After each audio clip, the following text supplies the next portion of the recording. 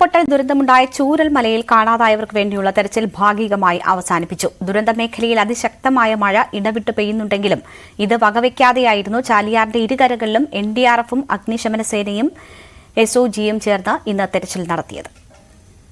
ചൂരൽമല ഉരുൾപൊട്ടലിൽ ഇനി 118 ആളുകളെയാണ് കണ്ടെത്താനുള്ളത്. എന്തായാലും അതിന്റെ തെരച്ചിൽ ഇപ്പോൾ ഊർജിതമായി തന്നെ നടന്നുകൊണ്ടിരിക്കുന്നു. പക്ഷേ ചില ഭാഗങ്ങളിൽ മാത്രമാണ് ഇപ്പോൾ തിരച്ചിലുള്ളത്. അതായത് ചൂരൽമലയിലും അതുപോലെ തന്നെ മുണ്ടക്കൈ ഭാഗങ്ങളിലും ഭാഗികമായി മാത്രമുള്ള തെരച്ചിലാണുള്ളത്.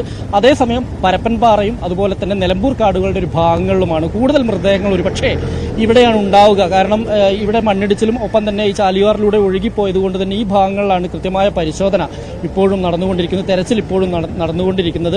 അതേസമയം ഈ ചൂരൽമലയിലും അതുപോലെ തന്നെ മുണ്ടക്കയിലും തെരച്ചിൽ നടക്കുന്നുണ്ട്. പക്ഷേ അതൊരു ഭാഗികമായുള്ള തെരച്ചിലാണ്. കാരണം ഇനി മണ്ണിനടിയിൽ അധികം ആളുകൾ ആ പ്രദേശത്ത് ഉണ്ടാവാനുള്ള ഒരു സാധ്യത വളരെ കൂടുതലാണ് എന്നുള്ള ഒരു നിഗമനത്തിലാണ് എന്തായാലും അധികൃതർ. അതുകൊണ്ട് തന്നെ മാത്രമല്ല, കഴിഞ്ഞ തെരച്ചിലുകളിലെല്ലാം തന്നെ നിലമ്പൂർ അതായത് ചാലിയാറിന്റെ ഒരു ഭാഗവും നിലമ്പൂർ വനാന്തരങ്ങളോട് ചേർന്നുള്ള സ്ഥലങ്ങളും നിലമ്പൂർ വനത്തിലുമൊക്കെ ആയിട്ടാണ് കൂടുതൽ മൃതദേഹങ്ങൾ ലഭിച്ചിട്ടുള്ളത്. എന്തായാലും ഈ ഒരു തെരച്ചിൽ അതുകൊണ്ട് തന്നെ ആ ഭാഗങ്ങൾ കൂടുതൽ ഊർജിതമായ തെരച്ചിൽ നടത്താൻ തന്നെയാണ് തീരുമാനം.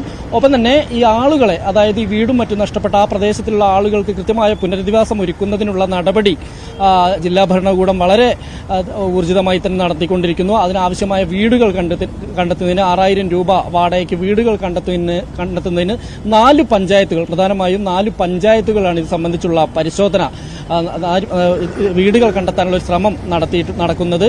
ഒപ്പം തന്നെ ഈ ആളുകൾക്കുള്ള അവരുടെ രേഖകളും മറ്റും നഷ്ടപ്പെട്ടിരിക്കുന്നു. അതുപോലെ തന്നെ അവരുടെ വലിയ നാശനഷ്ടം ഉണ്ടായതുമായി ബന്ധപ്പെട്ടുള്ള കണക്ക് റവന്യൂ വകുപ്പ് ഉൾപ്പെടെ 4 വകുപ്പുകളെ ഏകോപിപ്പിച്ചുകൊണ്ടുള്ള ഒരു സമിതി അതിന്റെ ഒരു അന്വേഷണം നടക്കുന്നുണ്ട്. ഇത്തരത്തിലുള്ള നടപടികളാണ് ഇപ്പോൾ എന്തായാലും ചൂരൽമലയിലും അതുപോലെ തന്നെ മുണ്ടക്കൈ ഭാഗങ്ങളിലും നടക്കുന്നത്. എന്തായാലും ഇനിയും 118 ആളുകളെ കണ്ടെത്താനുള്ളത് കൊണ്ട് തന്നെ തെരച്ചിൽ തൽക്കാലത്തേക്ക് നിർത്തിവെക്കേണ്ടതില്ല എന്നുള്ളൊരു തീരുമാനത്തിൽ തന്നെയാണ് ജില്ലാ ഭരണകൂടം.